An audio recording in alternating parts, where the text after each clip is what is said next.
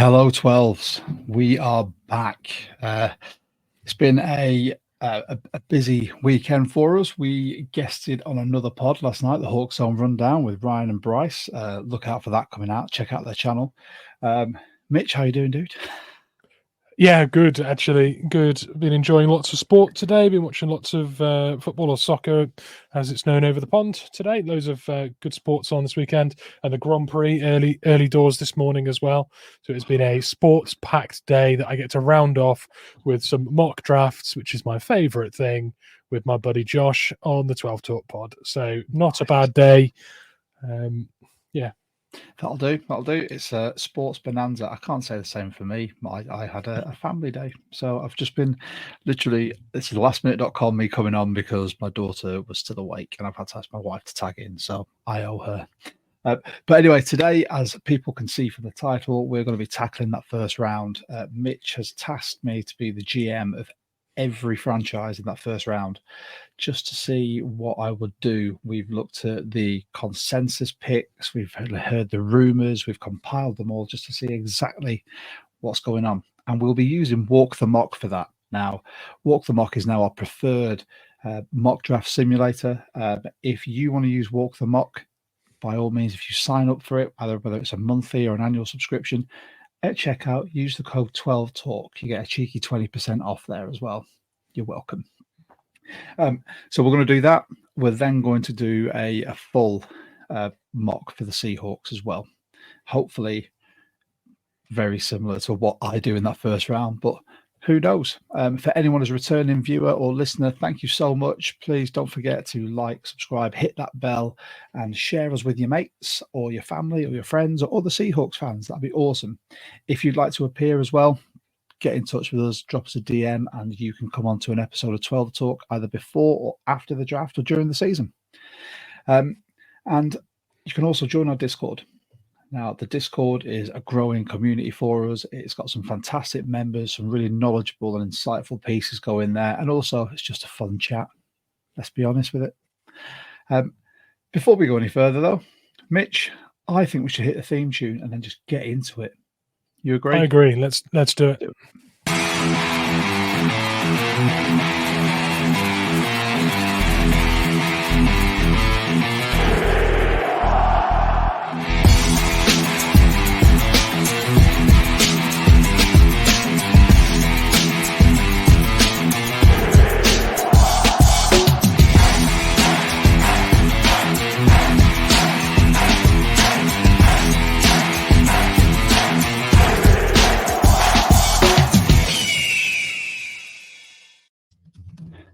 We're in.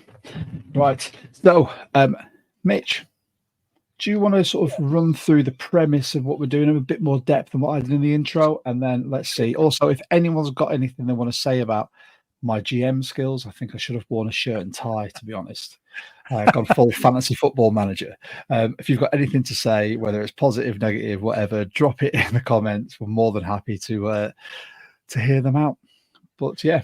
So I think the plan's going to be to do two mocks today. The first one's going to be a first round mock where you are going to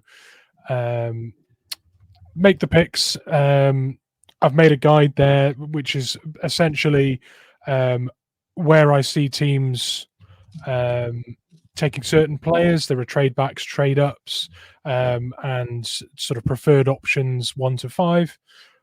This spreadsheet will be available in our Discord. So if you're watching this pod and you think you might want to have something like this handy on draft night, maybe you want to take it, copy it, and make some adjustments of your own. Maybe there's something in there you don't like. Absolutely come join the Discord and we'll make that available there. But Josh is going to do his own thing, but use that potentially as guidance, as we go. And then the second part, we're going to do a Seahawks draft. Not necessarily following what's happened on this one, but potentially a little bit of it. So that's the plan, really. So I'm going to share Walk the Mock. Do you know, actually, Josh, our promo code that people can use at checkout, is it case sensitive? Does it have to be in caps? It's a very good question. I can find that out whilst you're talking our lovely viewers through. I'll find out. Sure. Yeah, so we're going to use Walk the Mock. For anyone that hasn't used Walk the Mock, it's a really fun interface, which is packed full of stats, which we absolutely love, because sometimes you end up needing to make a decision between a player you know really well and a couple of players you don't. And rather than being swayed by the player that you know inside out, just because you know him better, sometimes it's good to just take a second to have a look at the measurables, the combine results, any statistics and things they've packed into the profiles on the players there, and you can do it all in one interface on one browser. So we really like that, and we're going to showcase it as we go. Probably more so when we do our Seahawks mock rather than the overall first round mock. But we're going to really showcase it for you tonight. And if you decide that you would like to have the full access to Walk the Mock, the code will be on the screen and you can use it at checkout and get yourself a handy little discount. The code would be on the screen, but I've not had time to do it. So next time, but it is just 12 talk. I will pop it in the comments.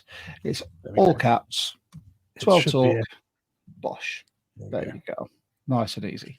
But yeah, by all means, use that. It's fantastic. As soon as Mitch brought this to sort of light for me, I started using it straight away. And it's the in-depth analysis you get as well. So what we'll do before we go through this, for anyone who's not seen Walk the Mock, so for example, if Mitch clicks on the icon that's showing, for Caleb Williams, Mitch, run people through exactly what we're seeing. Yeah, so you've got just the measurables here on the first tab. So I've clicked on the pie chart on Caleb Williams, and you can see here hand size is a 60th percentile for quarterbacks. You've got a 20 percentile there on height. You've got 25 percentile on weight, 46 on a wingspan, and 50 on arm length. So you can see physically, Caleb Williams doesn't stand out as a physical specimen. He's not a short quarterback, but he's certainly not a Roethlisberger kind of towering pocket presence.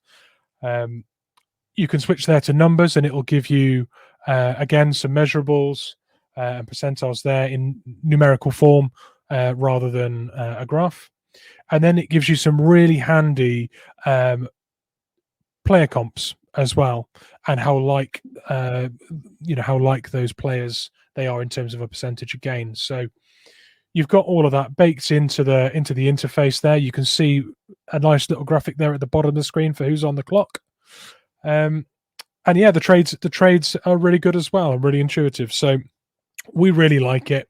We stand by it, and we're going to showcase it. Yeah, damn right. So with that, should I put my Chicago Bears hat on and just say we're taking Caleb? There's nothing to justify going anywhere else, because you are a franchise in need of a franchise QB. When someone with every intangible, every measurable like Caleb comes along, regardless of what's been said about him point blank refusing, if he does on draft night, it'd be quite entertaining. But you're just going to take him. As soon as you're just going to be like, "Oh, there you go, the card's in." So there you go. I think the overriding thing there is Caleb Williams is going first, whether it's going to be to the Bears or someone trading up, paying a king's ransom. But they've already got rid of Fields, and there's a gaping hole there. You're picking first, take the best player for that spot, and he shines. So, yeah, I think that's great. Yep. Who's next? So I've been toying with this, with everything I've sort of read, heard, and Drake May seems to be weirdly, in some people's eyes, dropping down draft boards.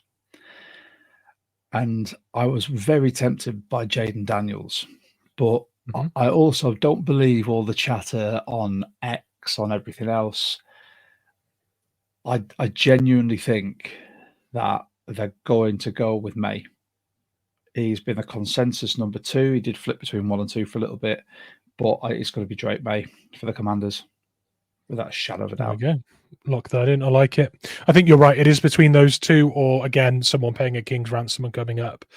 Someone potentially like the Vikings, right, who are quarterback needy. They already have 2 first-round picks. It could be very easy to package something and You're not moving that far back. I think the Vikings are, where are we? 11th with the first one. You could potentially put something together to come back up and still get Jaden Daniels or another premium piece. So yeah, like I see. New England have got a new head coach and no effective quarterback. And I've thought about this, but again, I've had my top 3-4 players in this draft sort of nailed on for a while. I genuinely, I think it's going to be Jaden Daniels. These first three are really easy for me, unless someone comes into New England and says we will offer you a quarterback as a bridge plus all these picks. That could be tempting, but I genuinely do think it's going to be Jaden Daniels. It's the first three, nice and easy. It's pretty much how everyone I think thinks this is how it's going to go. Perfect. We'll lock that one in. So now you've got the Cardinals. Our mates, the Cardinals. How are they going to get this one wrong? Tell us all about it. So this is where I really start. This is where I'd start doing a bit of in depth, and I think they'd be silly to pass up a talent like Marvin Harrison Jr. Yep. However, that roster is so deficient in so many ways. I think they could be tempted by a big trade offer. Yeah, I would agree. The thing I see with this, just my two piece here before we move on. Say you take Marvin Harrison Jr., right? You start a ticking clock with a serious generational piece there. You're either going to have to pay him through the nose, in year 4 to keep him on your roster when you potentially are ready to start winning, or not in, the Cardinals' history. Or you accelerate your build so you're ready for a talent like that in a year or two's time. And I think that absolutely makes more sense. However, that is a hard piece to convince someone to give up. Yeah. And it has implications throughout the sort of rest of this. But I can kind of see, I could have seen Minnesota trading up into that top 3. But I think based on how quarterback needy all those teams are, then they're just going to take the best 3 quarterbacks on the board. And I really am torn about this because I think if you give Kyler a receiver like Marvin Harrison Jr., he's going to excel if he can stay on the field. But like I said, they're so deficient in so many other areas.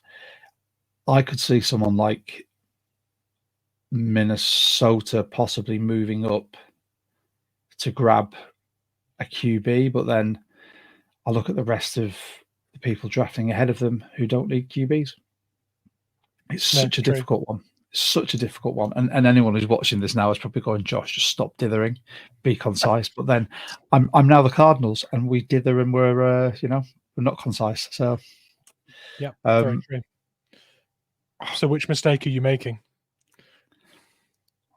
I'm making the mistake of taking Marvin Harrison Jr. I think you can pass it up. Yeah, I mean, if in doubt, just bank a blue chip talent, I guess. Exactly. You can stack blue chip, and then there's more that they can get later on, which makes the LA Chargers a really easy one as well, because they have just let go of Williams and Keenan Allen. Keenan Allen is now going to be catching balls from Caleb Williams, who blanks him at his pro day, which was quite comical. And this for me was between Neighbors and Bowers. Oh, really? Okay. Yeah.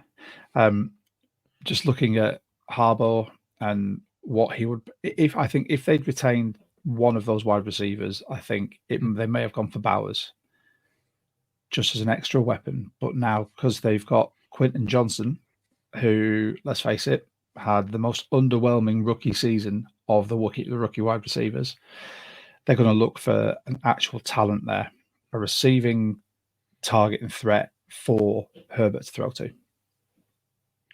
I like it. I think it's So Neighbours. which one is it? Neighbours. Neighbours. Okay, yeah. The start of this draft shakes out as you'd anticipate. Now, this next one with the Giants. Yeah. See, I love how on your sheet that people will be able to see in the Discord, you've got Drake May and JJ McCarthy in there as well, because let's face it, no one's got faith in Daniel Jones, but they're tied to him. Yeah, that's true. They're in there. There's now Joe Alt there as well. Joe Alt is a generational talent. He's got all of the physical things you'd want for a starting premium left tackle in this league. But they're just so needy all around, especially at wide receiver. It's a difficult one. I mean, who have the Giants got at left tackle at the moment? I should have really got all the depth charts. Andrew Thomas.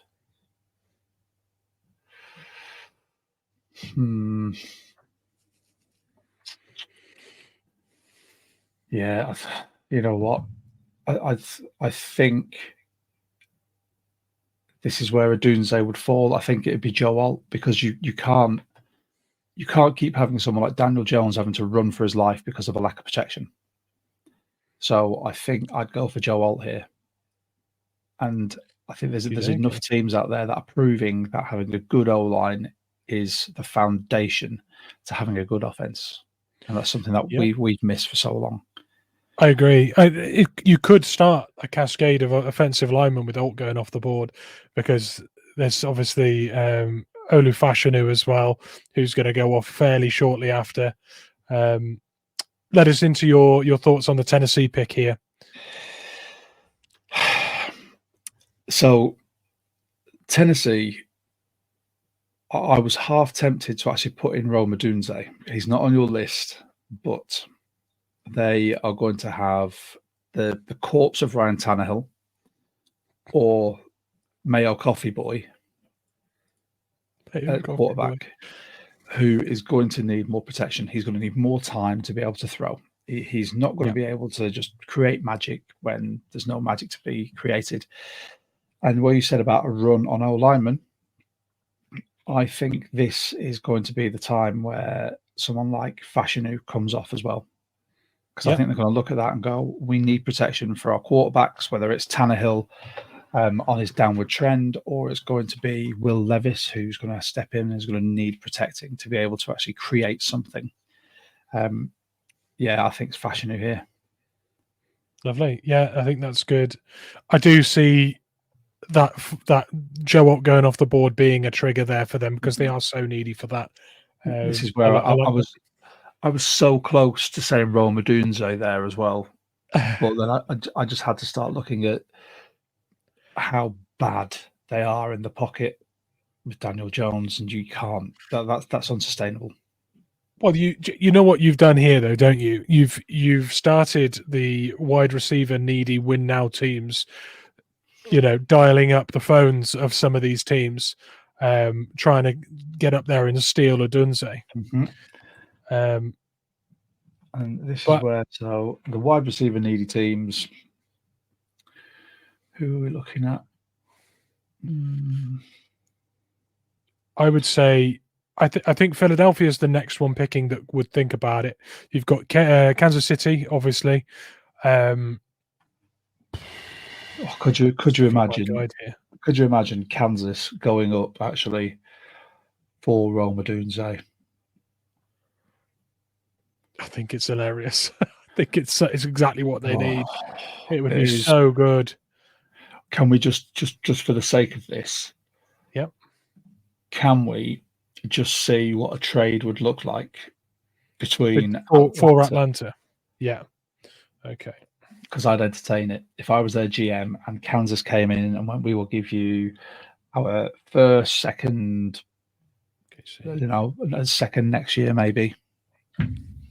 I mean, they've got for their first and second this year. I think it's probably needing a lot more. Yeah, there you go. So the trade weights currently are looking way off. Is that just too steep for Kansas City? Would they wait?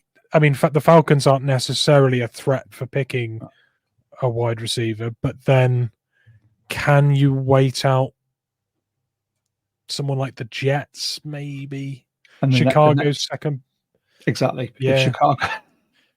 And this is where I'm looking at that again, but I'm thinking, so if I'm not picking or trading back with Atlanta, I am taking Dallas Turner in a heartbeat.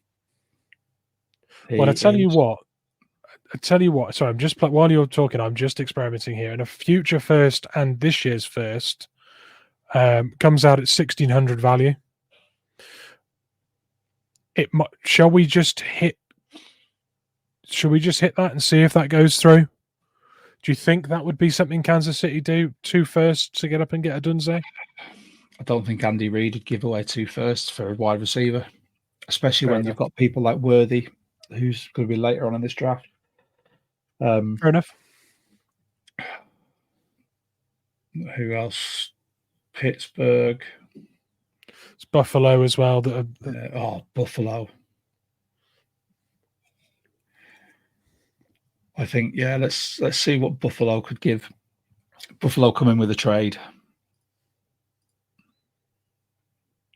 So, an exchange of firsts, and we need to make up, what's that, 800 more. They're not going to do it with this year's capital. No. So first and second. Year. Imagine not having a day 1 or early day 2 pick next year. That's frightening. But that's they've actually got 2 seconds next year, so that actually looks really good. So I'd possibly take their first next year out and put the 2 seconds in. And then put the 2 seconds in. You like it? I know the Bills like it. I think, let's do it. I know the Bills are rumored to be interested in trading with us, but I think if that's the case and a Dunze is there, you're going to take it. So take that trade, and then the Buffalo Bills on the clock are now going to take JC Latham. No, I'm joking. Love it. It's got to be a Dunze, right? You don't pay that ransom for anyone else. That's good. That's a fascinating move for them. Right. And then and then who's available at the top? So let's have a look. Click on all. Sorry. Yeah. That's all right. There we go. Yeah. So Dallas Turner's still there. I don't see it personally. If it's me, I'm looking at probably Bowers as that threat for Williams. I think that's the. Yeah, but they've got Cole Kmet already, who is another outstanding tight end. And are they going to need 2 top-class tight ends? Brian Thomas Jr. there as well.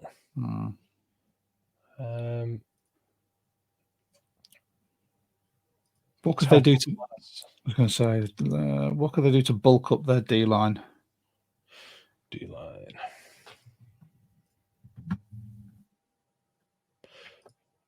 So I've added D line to this selection of positions.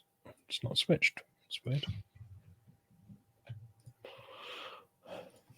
There we go. It's odd. Right. Byron Murphy, Jason Newton, Darius Robinson. I think if you're taking D-line here, it's one of the first 2. Let's just have a look. Edge-wise, I mean, there's Dallas Turner there, who's the premium pick still on the board. Yeah, I think I'm just having a look. I'm trying to think who. I should know this, being the GM of the Bears. Who is the defensive end? Montez Sweat, Walker. You know what? If it's me, and it is me, I'm taking Turner. Transformative there across from Sweat. Love that. Yeah, that is a heck of a formidable edge partnership. I agree. I think that's just best player available, right? You're Mhm. picking twice in the top 10, and they've taken the best player available both times they've picked. They're a seriously dangerous prospect this year, Mhm. but they still have holes in that roster, and I think that patches up to serious needs. So it's very good. There we go. And now we're on to the Jets. Yes. If he's still there, I can just imagine them running to the podium for Brock Bowers. So that's what we're doing at a sprint. Yeah, His name I was already agree. filled in. Yep. And then when they get Aaron Rodgers back, he's just going to be able to find more ways to win games with people. It's wealth. It's just an absolute wealth of talent. I agree. And then we're back to Minnesota, and this is where I was so tempted to jump up the draft board with the Vikings to try and get a QB. But when you look at how this is shaped up already, not necessarily. And for me, this is between JJ McCarthy and Bo Nix.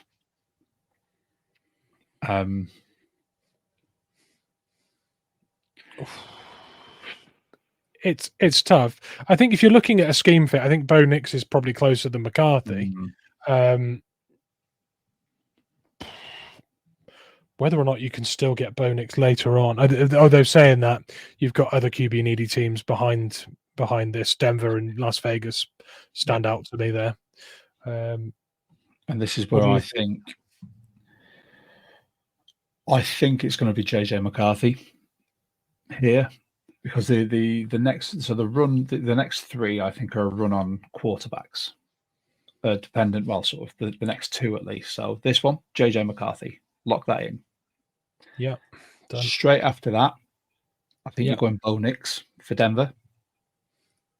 Yep. But then this one for Vegas. Now, I don't know how, if you're Vegas, you can justify spending pick 13 on Michael Penix Jr. And we said this on the Hawk Zone rundown yesterday. I'm quite effusive about the fact that I couldn't give him a first round grade. As fantastic as he is, the injury history terrifies me. Yep. And the age. Who is available on the clock at the moment, please, Mitch? So if we click on all, Raiders. No, just click on all. Let's see what my options are. Oh, I see. Sorry, I thought you meant clicking. Yeah, Quinion Mitchell, Terrion Arnold are the two top prospects. Mm-hmm. And then we've also got Jared Verse still there, Talisa Fuaga. We've got Byron Murphy, your mate Latu. We've got JC Latham, Nate Wiggins, Troy Fatanu, Jazar Newton, Jackson Powers Johnson, Kool-Aid McKinstry.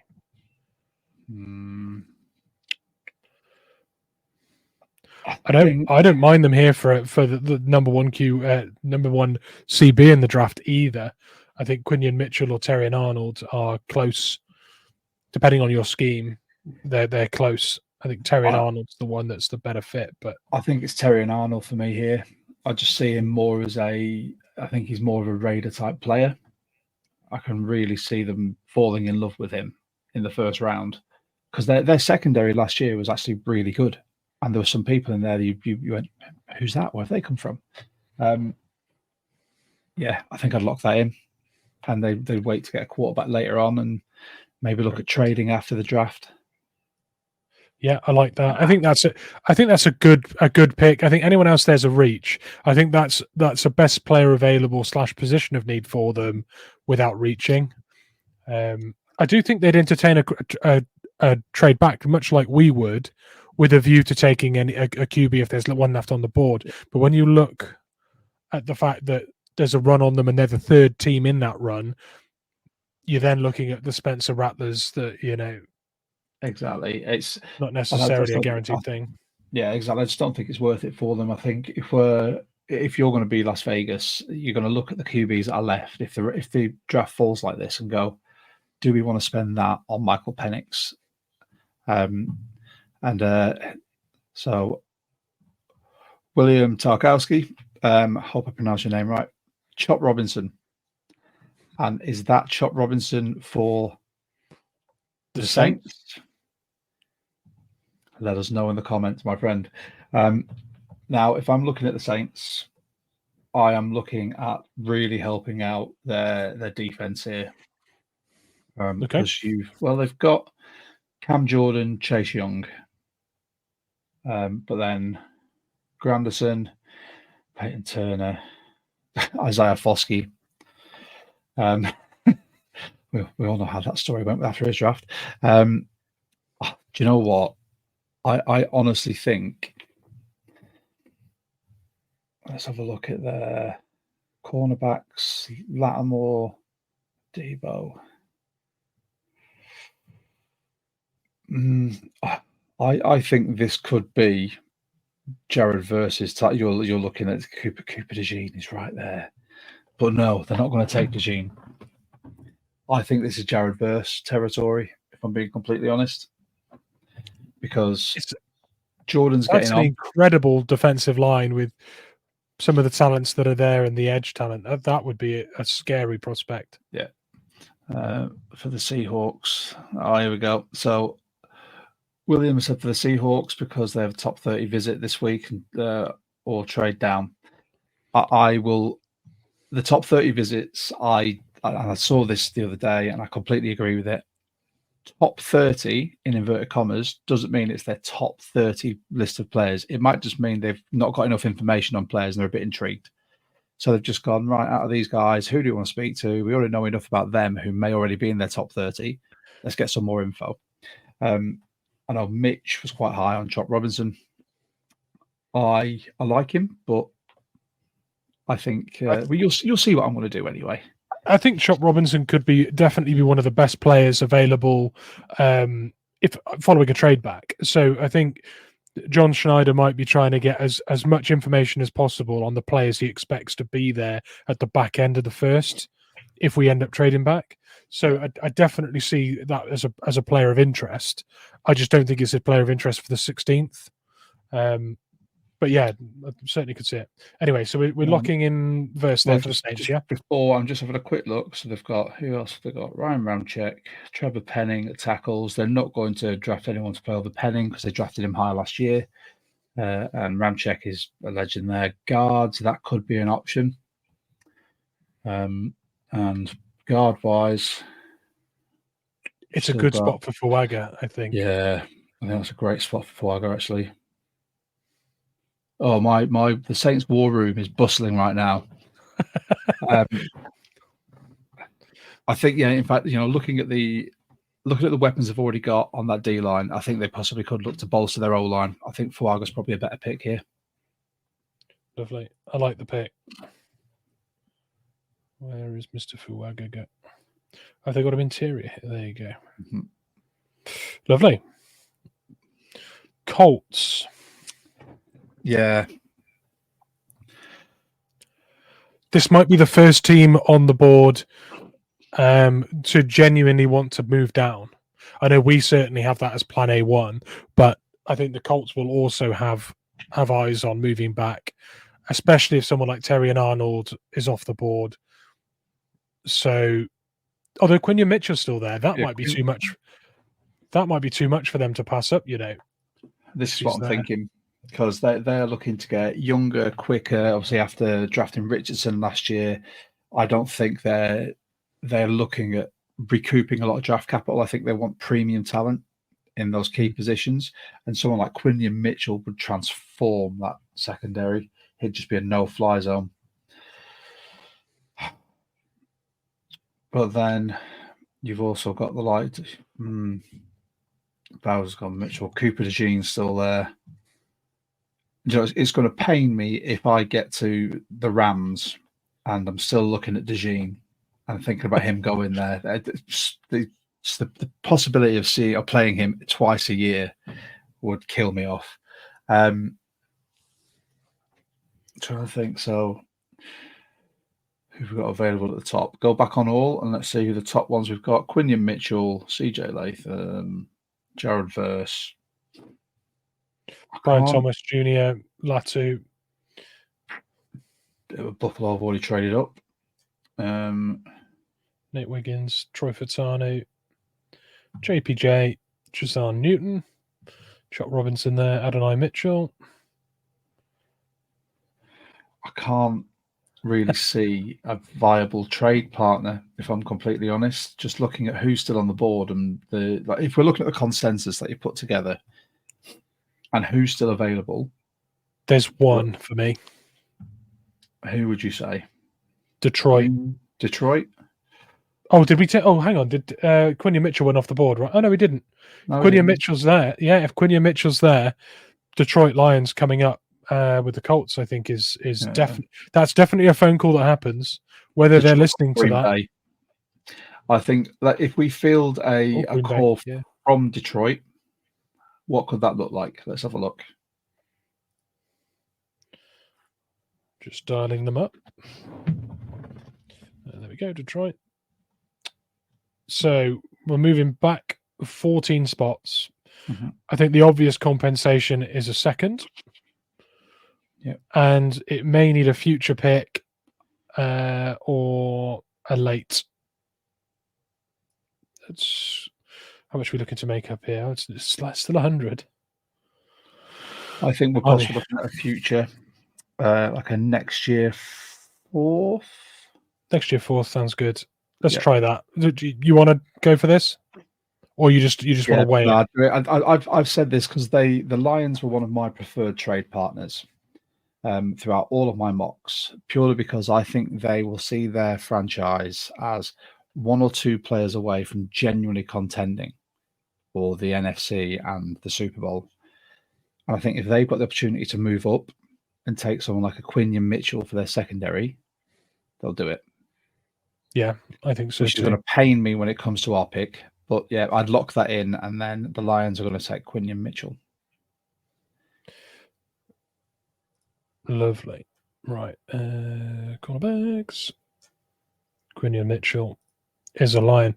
Now, we had a trade suggestion here from Mr. Jonas Meister. Seattle trades back with the Eagles for the 22nd and the 53rd.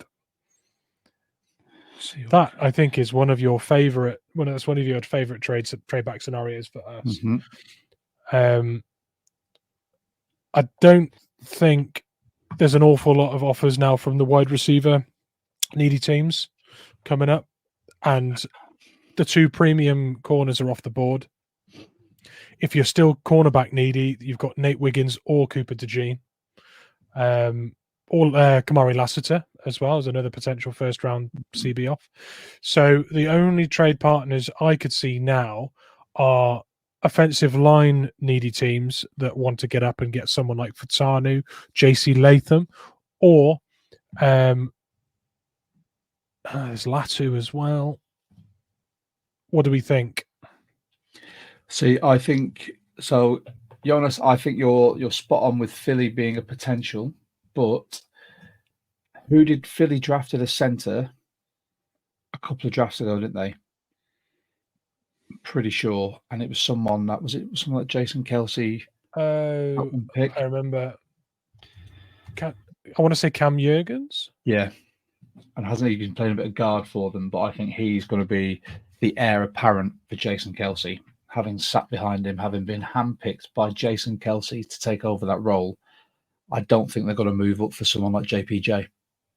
I just can't see it. I think it's just going to be too rich for them. We've already got a JPJ at home type thing, you know. Yeah, they have already invested in it, and they have groomed him into a position to succeed. Now, then we've got from William again. How about Packers for a first, second, and a fourth? Now, you know what, William? That I kind of like. Yeah, it all depends on the trade value, and that's one thing with mock the draft with walk the draft, or walk the mock even. Sorry, you can tell it's been a long day. With walk the mock that you can do. So as you've seen, when we ever go through these trades, it will give you the value per pick. So rather than just some of the other mock draft simulators, you just chuck a load together and it tells you yes or no. You can essentially measure if it's going to be a yes or no with this. Just purely because you can then go, right, so that's equivalent to this many points. This is what we need to add to make it palatable for them. So the Eagles, I'd say, what's that? That's their late second, which is the 21st pick in the second round, plus their 22nd overall for the 16th. I think we'd probably look to move further back and get more capital, because I think that'd be the bare minimum. That'd be the maximum they'd offer us, knowing what the sort of draft shaping up like and the value of these picks. I think if you look at Green Bay. Yep. Let's go to Green Bay. GB. So move to 25th, take their second. That's almost exactly right as well. Yeah. I imagine that's probably. I think that's probably more likely. Yeah, I like it. And we're saying that the Packers are coming up to replace Dave Bakhtiari and put a premium blue chip offensive lineman in a Bakhtiari shaped hole. And I think this is where, and I know the Seahawks fan base, some of them will be pounding the table, telling me that I need to take Fatanu and whatnot. He might be there at 26. Exactly. And looking at the needs of some of these other teams and who's still available, he might still be there. And bearing in mind John Schneider's comments about O-linemen being overdrafted and overpaid, I think you can still get really effective O-linemen, as we'll do with our Seahawks draft afterwards, in the later rounds. So I'd lock in that trade. Beautiful. Let them move up, and then they can take Cooper DeJean. No, I'm joking. I had to double check that. I thought. Okay, so I'm assuming. Are we saying JC Latham? Are we saying? I mean, I think Latham's the obvious one, but yeah, it'd be JC Latham in this. Okay. You find him there. So I've seen people talk about having Cooper DeJean as a Packer as well, but they've got Jair Alexander, who does the exact same job. It'd be pointless having two people doing the exact same thing on your roster. So there you go. That's that. The Jags straight in. And so who's still available here? Verse Murphy. Oh, sorry, you're looking at the main board. Yeah. Mm-hmm. Cooper DeJean, Nate Wiggins, Troy Fatanu, Amarius Mims, Jackson Powers Johnson. I think any Jags fans watching, and they won't be because this is a Seahawks podcast, but if they were, I think these are the two names that they're hoping to see. Yeah. I think they're a very CB needy team right now, and there are still two probably first round graded players there for them. I think they're going to look for a pure cornerback. I think it's going to be, if Cooper DeJean's there, someone who I think could really use him. So I for some reason in my mind, I see him playing in a Pittsburgh uniform as a Steeler. I don't know why, but maybe it's because he's currently playing an Iowa jersey. But I can see him as a Steeler just for the mentality and the type of player he is. I think Tomlinson's going to love him, and we'll talk to him in a minute when I get into that draft room. But I think they'd probably go for Nate Wiggins here. Yeah, I think that's a smart play. I like that. Yeah, lock that in. And we got the Bengals on the clock. This one's a fascinating one. Yeah. See, this is where I'd be tempted by. I need to check who their center is. And this is where it could be a JPJ landing spot. Mm-hmm.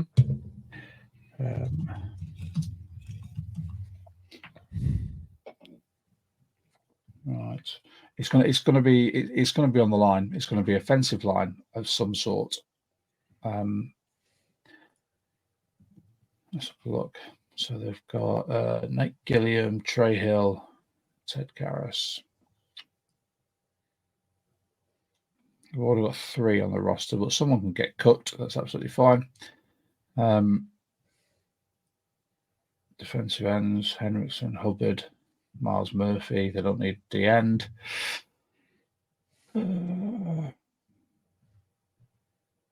Let's look at guards. Kappa, Ford, Kirkland, Wilson.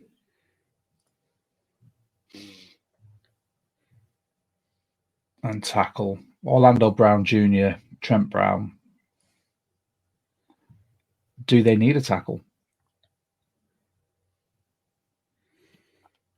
I mean, protecting Joe Burrow has been made to look like a really difficult thing to do.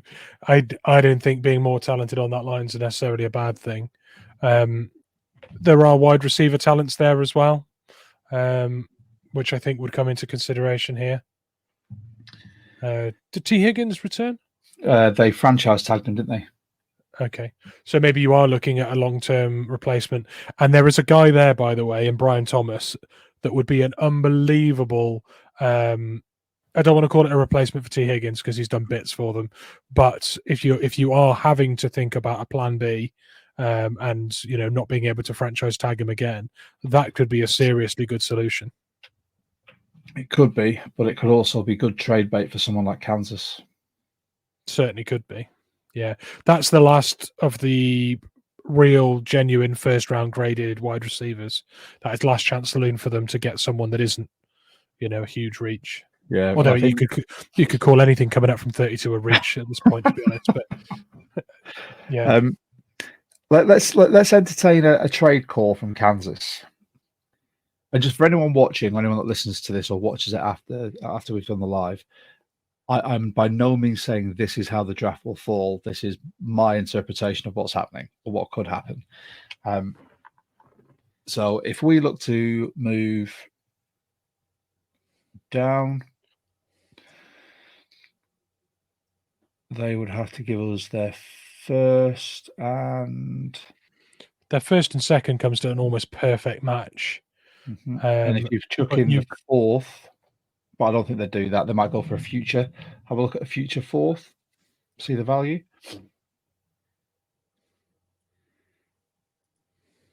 I think that could be the one.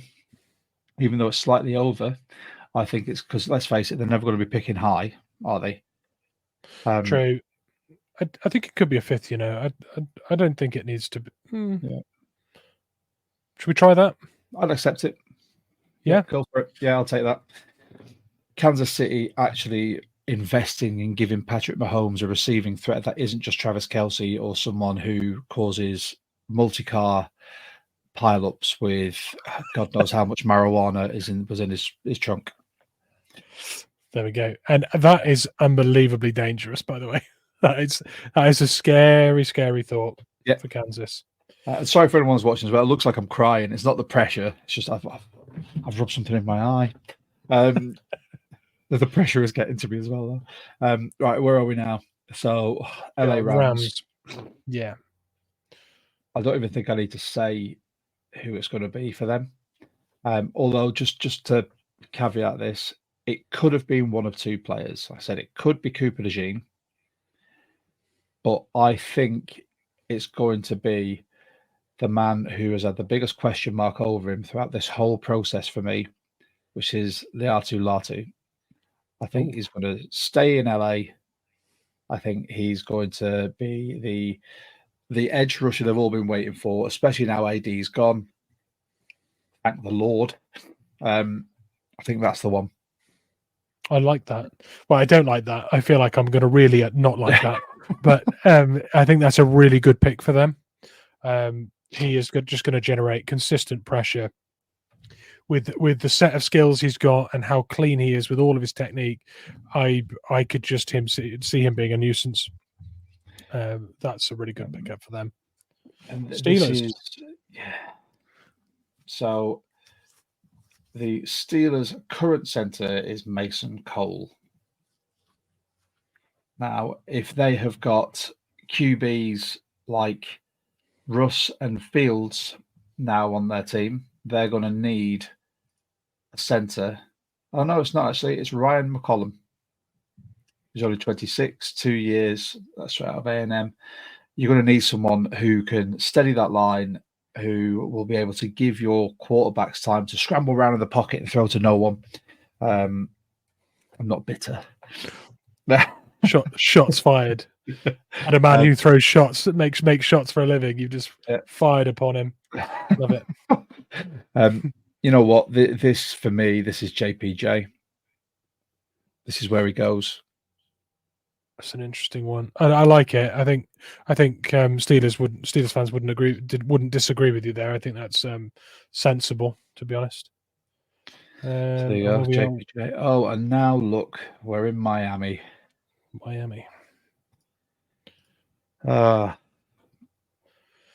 Jared Verse, Byron Murphy are the two that are clinging on, and then Cooper DeJean as well.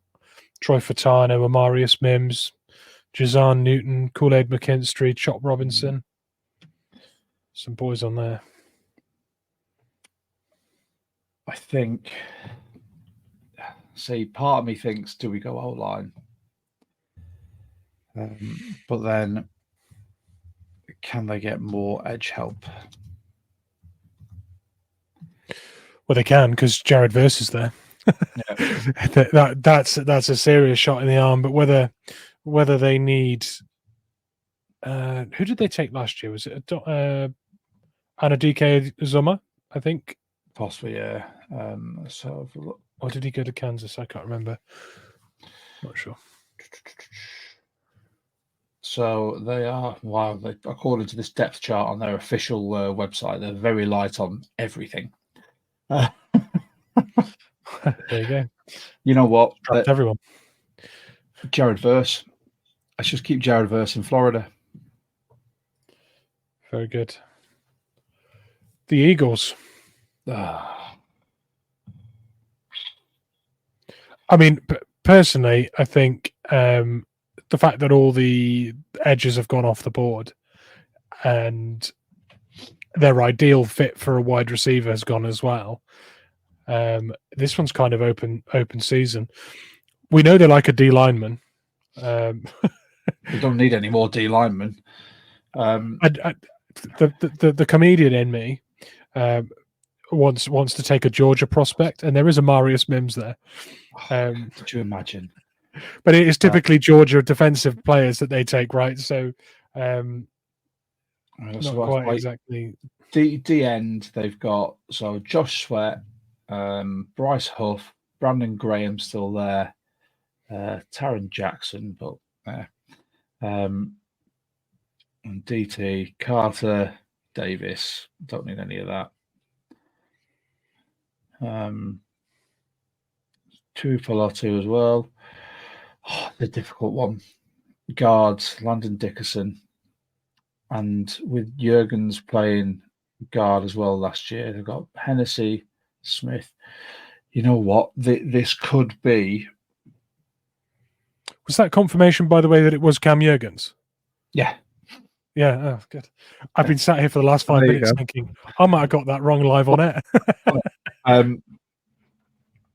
Yeah, I think I might look at O-line again for these because I think defensively they're pretty stacked.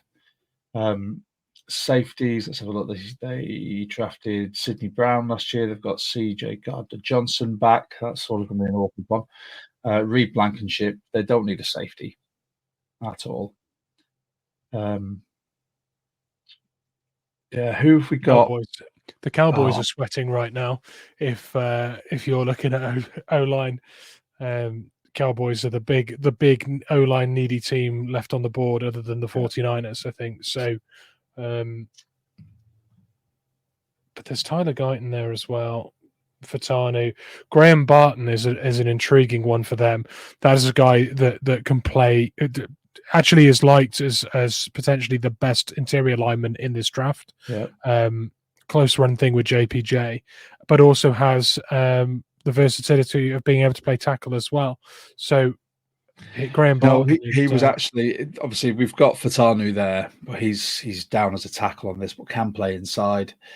But looking at the O-line for the Eagles, previously was the best O-line, but then you had Cam Jurgens playing alongside Kelsey as well. Jurgens is going to move now inside to centre. I think Barton might be the one here to keep that continuity for them, because they're not going to want to try anyone else or have a backup or someone who's not blue chip. And I think, like you said, Barton is pegged to be the best interior O lineman in this draft. So yeah, great. Yeah, and it Barton. means you move over the prospect center into the starting position, plug the gap left by him, but also simultaneously provide depth at center as well. You know, that makes a lot of sense for me. I think that's a clever move. Lock that in. Graham Barton goes. The Vikings. Vikings. Yeah. And who is the top prospect still on the board? Byron Murphy. Now, this is one where I would be seriously considering taking someone like Chop Robinson. Yep. Considering they've just lost Daniil Hunter.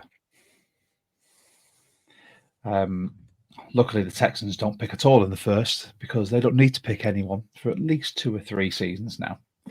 But I think, can we have a look at the? Oh, so you've got Robinson, you've got Braswell. I think this is it's Chop Robinson time here. I think if I'm looking to plug that hole that's been left by Daniil Hunter, I'm going to go for someone like Robinson. Pure edge rusher. Yeah, I like it. Very good. This one should be fairly easy. I think every Cowboys fan in the nation wants to see some reinforcements on that O line. Yeah. I know a lot of Cowboys fans are really high on Mims. It's Georgia just an prospect absolute mountain. Yeah, I think that's what Dak Prescott's going to need if he look at those measurables. I was going to say, if that graph will ever shine a light on a guy that is a freak, it is now. That is ridiculous. Can we see what his comps are? The mountain from Game of Thrones. They've comped him here to another guy in the same draft, with J.C. Latham. There's a few of those on this. There's quite a few where they're comped to someone who's in this draft as well, which I find really intriguing because when I'm looking through doing my mocks, and I sort of see someone, but then I see them comped to someone who I can get in a lower round. It gives me a bit more food for thought.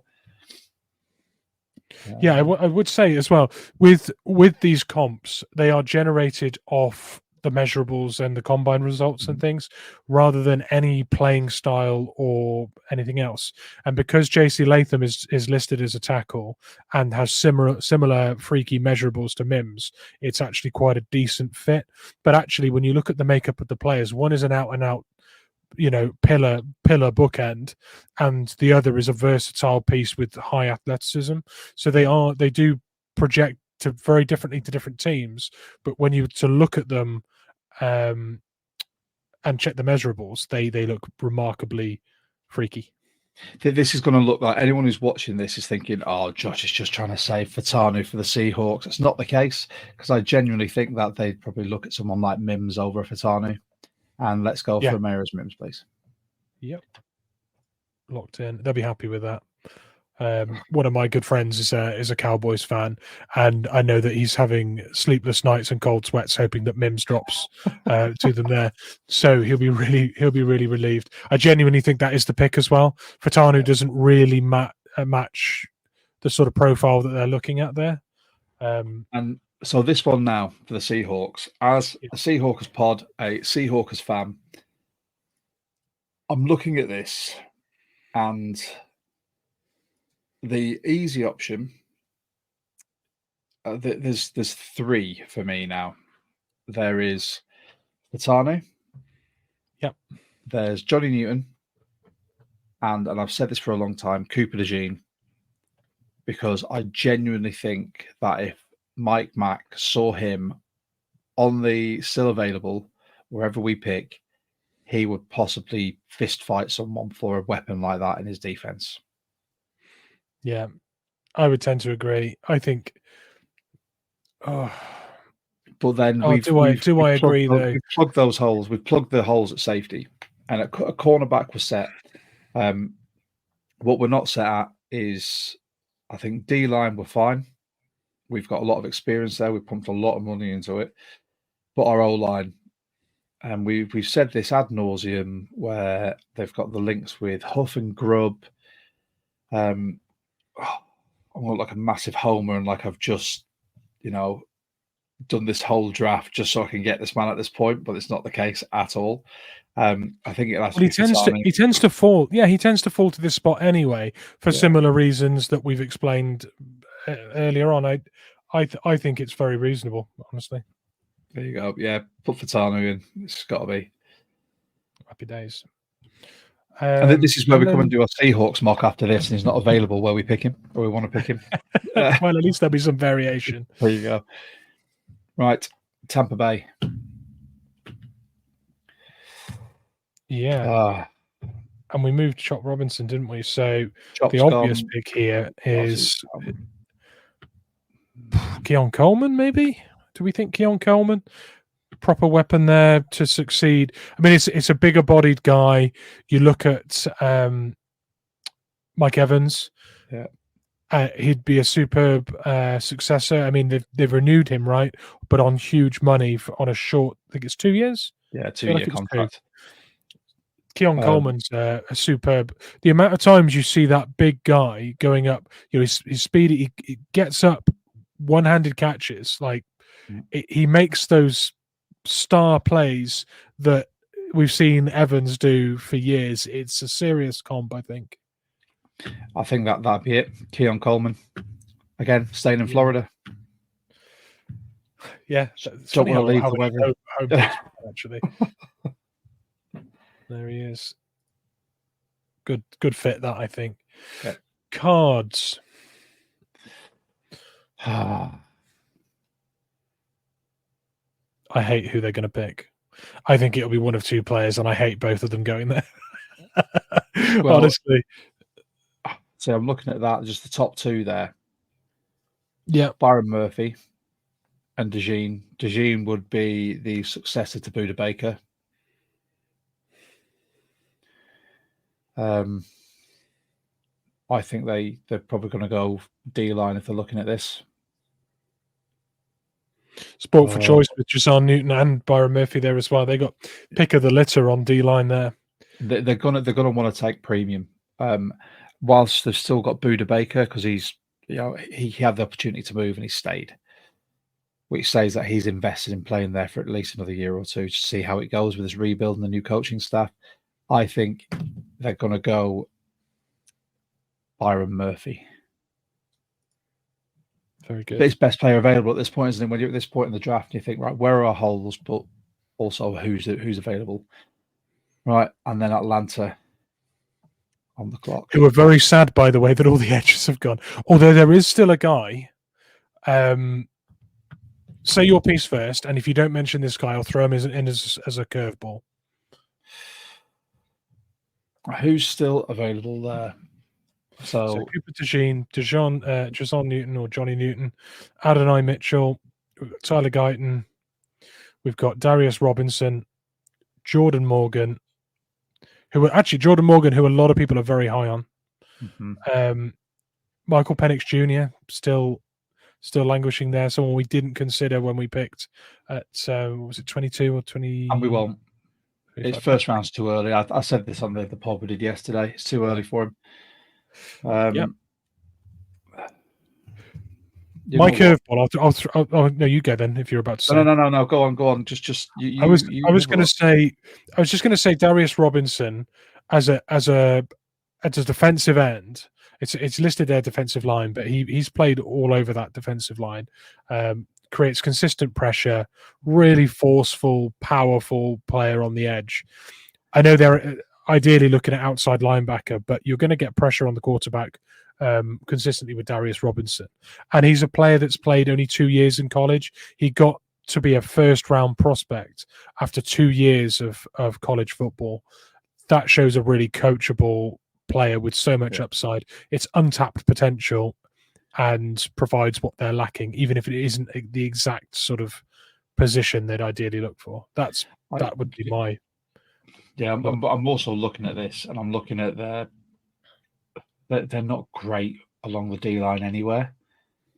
And I think if someone like Johnny Newton is available, that would be a very strong shout. I think it's Johnny Newton for me. He's available there. You're going to take him. You're not going to start wondering where you can go with a project in the first round. You're going to go, we know what he can do. And then is it the Colts again? It is. Oh, yeah, after their trade back, yeah. Mm-hmm.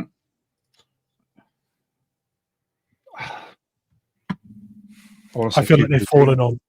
Oh yeah, I think they've fallen on their feet here, trading back and still getting DeJean. Yeah, I think it's Cooper DeJean here. There's you don't need to say anything else that has helped transform that defense, which up and down, I think, as you can say, peaks and troughs, not fully formed yet. I think they're all dancing, trading back, picking up the capital they did, and still getting a first round high quality versatile piece like that. Wow, that is value. Yeah, that is massive value. And then at sort of safety, Rodney Thomas, Nick Cross, and then if you look at the cornerback room, Jalen Jones and Darrell Baker, DeJean would start instantly. I agree. Okay, and then we're at Baltimore. I'm so glad DeJean went before I got to Baltimore. It'd be even worse if you had Mike McDonald, who was still the defensive coordinator, and he was there. Again, this is where you look at their needs. If we look at the sort of database you put together here, there's one player that stands there right at the very front, which is Tyler Guyton. Yeah, I really like Tyler Guyton. Again, it's another physical freak. I mean, the size of the guy and the ability with that vertical jump. And I know you're not expecting your tackle to be, on his pogo stick doing, jumping around, but that is some serious athletic power. I like the upside there with Tyler Guyton. Yeah, I think it'd be Tyler Guyton there. There you go, nearly 6'8". Ridiculous. Huge human. Okay, and then our mates, the 49ers. Should we just take a kicker? I feel like we're taking a kicker. Can we just trade this one pick for all of our draft board to move back one space? That'll do. I'm sure there's a day 3 long snapper they were looking at. So what do we think here? The general consensus for them: Johnny Newton, Barton, both gone. Guyton just gone, and he's in there twice. That's how much they wanted him. But Jordan Morgan to shore up that O-line and protect their man. Yeah, and I think when you look at the age profile of some of their star offensive linemen, Plan B needs to start, ideally a year ahead. We haven't got any indication that Trent Williams is retiring, no? But nothing yet. There were whispers that he was considering it, but I don't think it's not like I keep my finger on the pulse of San Francisco 49ers news, to be honest. No, I see them come up at any time and go skip. Yeah, me too. Yeah. But that's fine. I like that. Jordan Morgan's a good selection there for them, I think. And then we've got the final pick of our first round, which will be the Bengals following their trade back with the Kansas City Chiefs. Everyone that they wanted has now gone. So, yes, best available player. Let's have a look. Who is it? We've got Kingsley Suamataia.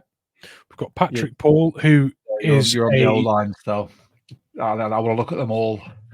Okay. Yeah. Well, you've got Kool-Aid McKinstry there, the best named player in the draft.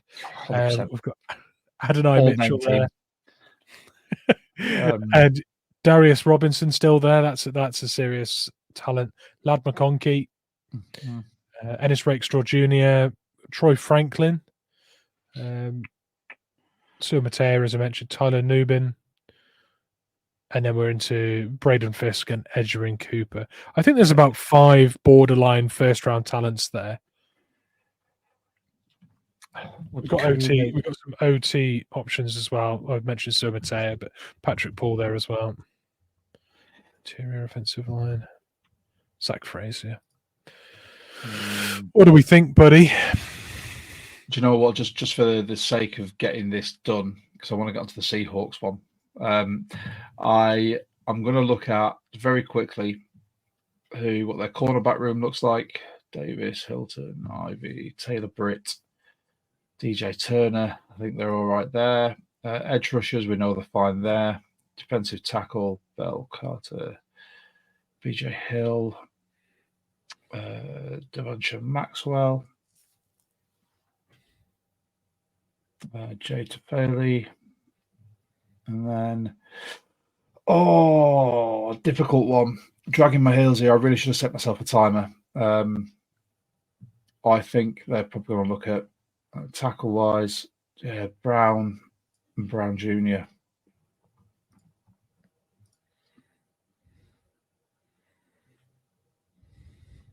Yeah, but why not? I'd take a tackle. I'd take Sumate. Sumate. Yeah, it has to be right. Purely to get him in there and just to make sure they've got that depth, just to keep Burrow upright, which should help me greatly in my fantasy football. I've just picked up Joe Burrow as my quarterback. If he can stay fit all season, I'd love that. So let's go through very quickly before we nip onto our Seahawks one. Yep. So we had Caleb Williams going first to the Bears. We had Drake May going to the Washington Commanders, followed by Jaden Daniels going to the New England Patriots. We had a 1-2-3 run on QBs, followed by Marvin Harrison Jr. going to the Cards. We had Malik Neighbors going to the Chargers. We had the New York Giants picking up Joe Alt, which is the first of the OTs to go. I think we have 12 offensive linemen in round one. I think we had maybe even more. Fashanu went next to the Tennessee Titans. We had Roma Dunze going to the Bills following a big trade up with the Falcons. Mm-hmm. We then had Dallas Turner off the board at 9 to the Bears, who got very talented on both sides of the ball. There, that was basically the Bears just emulating the Texans from last year. Yeah, exactly. Well, more or less exactly the same. Yeah, JJ McCarthy went to the Vikings to be their new QB, which then was very quickly followed by Bo Nix to Denver, Terry and Arnold to the Raiders, and then we had Talise Fuaga going to the Saints, Quinion Mitchell to the Lions, JC Latham to the Packers, Nate Wiggins to the Jags, which is a move I love. I think that's a really good fit. Kansas City coming up to the 18th pick to take Brian Thomas Jr. is a brilliant move. Yes, that is a horrible situation.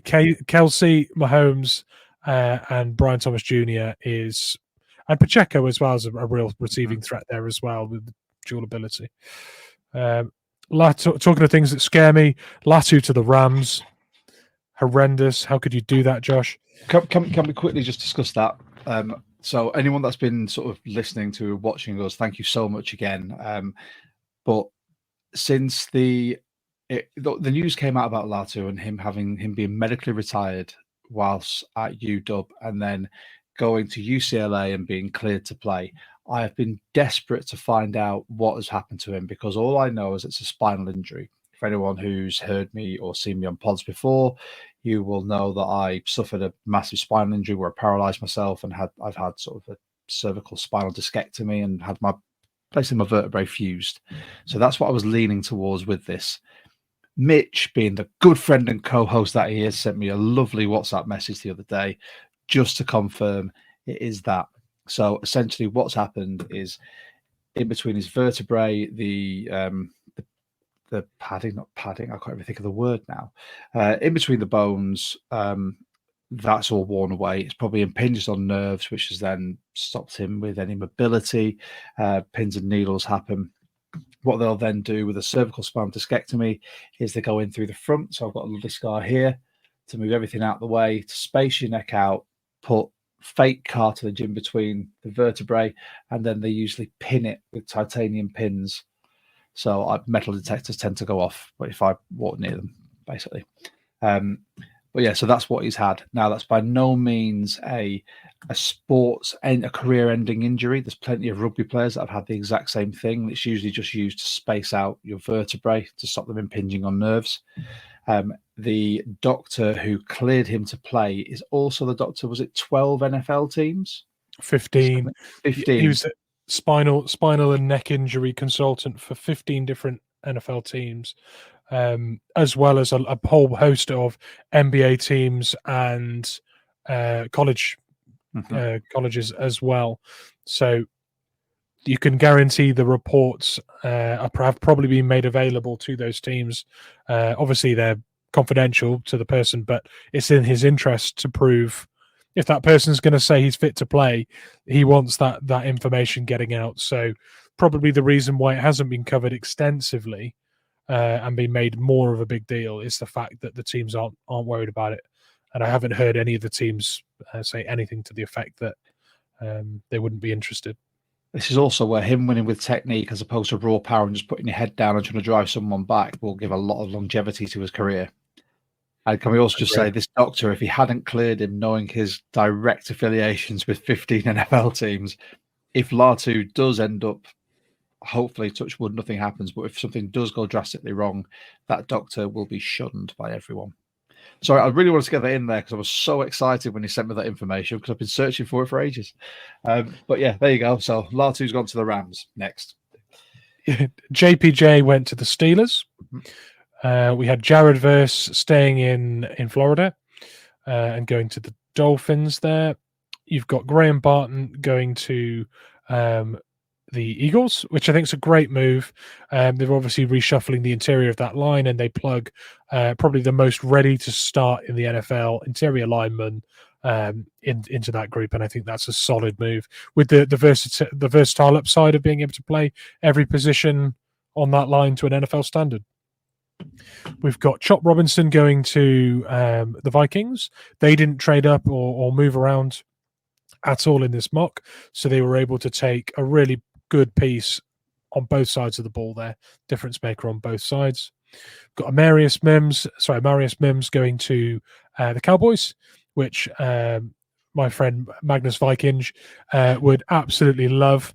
Troy Fatanu joined the Seahawks, stayed in Seattle, stayed with Ryan Grubb and Huff, and provides that interior boost to our line and that versatile upside to cover for Abram Lucas, which I think is a great fit. Talking of great fits, Keon Coleman becoming an understudy there to Mike Evans is a superb move for the Buccaneers. We've got Byron Murphy going to Atlanta, another player that will be terrorizing Gino. Arizona. Arizona, yeah, but terrorizing Gino nonetheless, at least for one more year. Johnny Newton to Atlanta. Interior line help there. Interior D line help there for Atlanta, and some edge as well. Cooper DeJean following a trade back by the Colts heads to Indianapolis, which is an absolute steal for them. They traded back, picked up extra capital for their rebuild, and also took a superb corner. Tyler Guyton to Baltimore. You've got Jordan Morgan to the Niners. Kingsley Suamataia going to the Bengals. And those three linemen off the board round off our mock. Beautiful. There we go. Well, those of you that are still tuned in, thank you so much. I know it took us longer than it should have done, and we should have really put a 2-minute timer on, but I was quite invested in talking about a lot of them and ahhing. That was our first round. Well, essentially my first round, because that's how I picture it going if I was in charge of those teams. Let us know what you think in the comments or in the Discord. I'm pretty sure I love that great mock. Yeah. So every time we do a mock on this as well, you get that. Yeah, in the Discord, on X, any of our social media platforms. Don't forget as well, if you do want to sign up with Walk the Mock, use the promo code 12talk or caps at checkout, 20% off. Lovely job. And yeah, you can enjoy it exactly the same as us.